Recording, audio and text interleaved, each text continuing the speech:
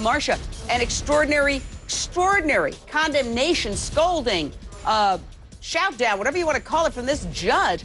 Basically, I couldn't believe my ears. We all were suspicious about that recording. Why did he make that recording on his phone of Michael Jackson slurring his words? This judge basically put it out there that he was trying to blackmail him. True. And certainly that is one interpretation, Jane. I don't know that it's necessarily a definitive one. We're speculating, of course, about why the doctor might do that. We can't know for sure why, but it does seem odd. I mean, why would you make a recording like that at all? You know, it makes you wonder, it makes you speculate. You know, what is the value of that recording? And blackmail is certainly one very prominent notion that comes to mind. I gotta say, I was really, really happy about how all this went down, because I've written a book called Addict Nation, where I talk about how we try to solve every problem that we have in this country with a pill, popping a pill, physical, mental, emotional, what have you. And a lot of times these doctors are hooking people on very, very serious, mood-altering, heavy-duty narcotics, things that are potentially life-threatening, very addictive. This sentence, I believe, was designed to have doctors quaking in their boots that they even think, if they even think about prescribing drugs for bad reasons like to make a buck, they could be in big trouble. Listen to the judge lay down the law. Experimental medicine is not going to be tolerated. And Mr. Jackson was an experiment. He engaged in this money for medicine madness. Howard Samuels, addiction specialist, founder and CEO of the Hills Treatment Center. I think this could be a turning point for the United States. More people are keeling over from legal prescription drugs than they are from illegal drugs. In many cases, more people are dying from prescription ODs than from car accidents. This is a crisis. I believe this judge and the DA wanted to send a message. Jane, you're absolutely right. You know, this is fantastic news. I mean, the prescription drug epidemic in this country is outrageous. And there are so many corrupt doctors that we are fighting in the treatment field and the recovery community. There are so many corrupt doctors that are out there over-prescribing for greed, Jane. This is giving a message to all of them that you better watch out, because we're watching. And this, to me, is such a message that we can send to the medical community that it's time to stop this abuse. After the sentencing, the Los Angeles District Attorney said almost the same thing. He issued a powerful, powerful warning to crooked docs out there and said, your days are numbered. Watch this. The so-called Dr. Feel-Good doctors who, because of their greed and selfishness, abandon their ethics and put other people in harm's way. The DA said the #1 cause of accidental, unnatural deaths is prescription drug overdoses more than fatal traffic accidents.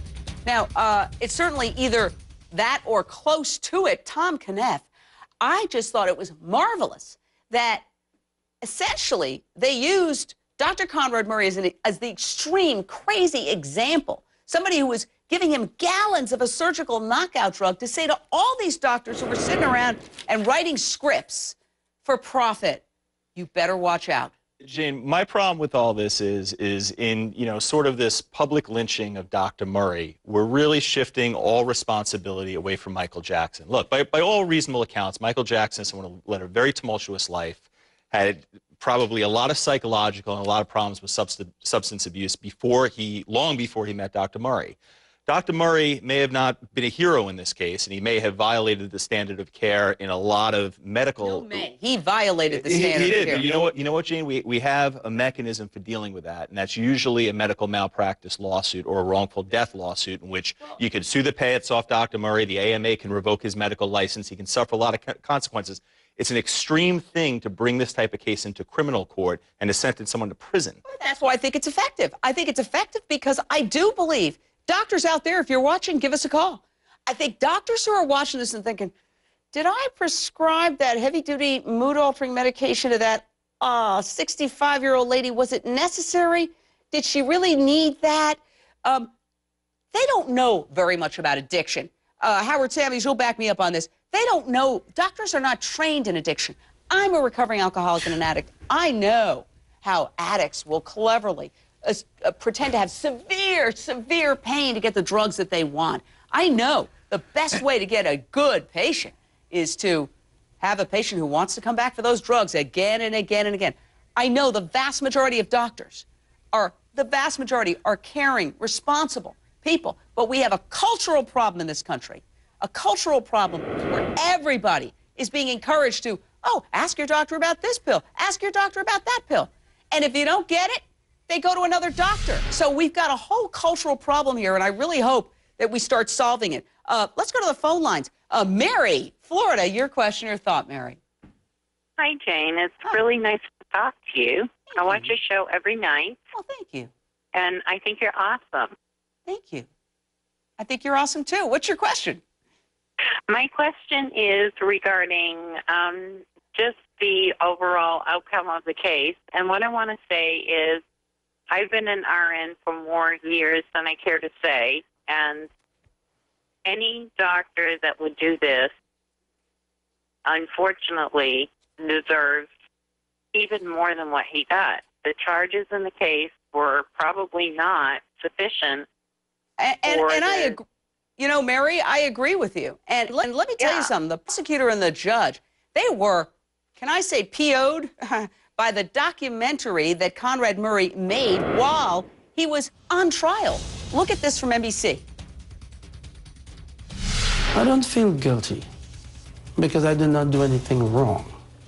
I am very, very sorry for the loss of Michael. Michael is a personal friend. He has absolutely no sense of remorse, absolutely no sense of fault, and is and remains dangerous. Marcia Clark, famed O.J. Simpson prosecutor, did making that documentary backfire on Conrad Murray? Oh, most certainly it did, as it should. I think it's appalling that he was doing a documentary in the course of his trial while these charges are pending. It's unbelievable to me that he would seek to profit from a case in which he was a defendant and caused the death of another human being.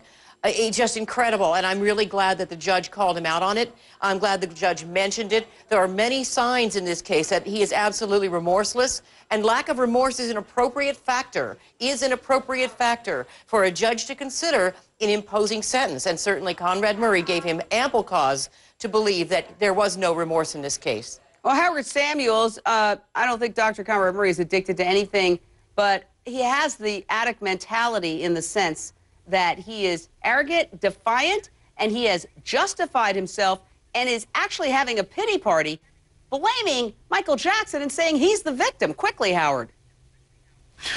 He's addicted to greed, Jane. It is about money for that doctor, just like it is for a lot of doctors. It's addicted to greed. It's never enough. That is the addiction there. All right, up next, my exclusive interview with the only juror who was behind closed doors who's speaking out. Juror number 5 is up next.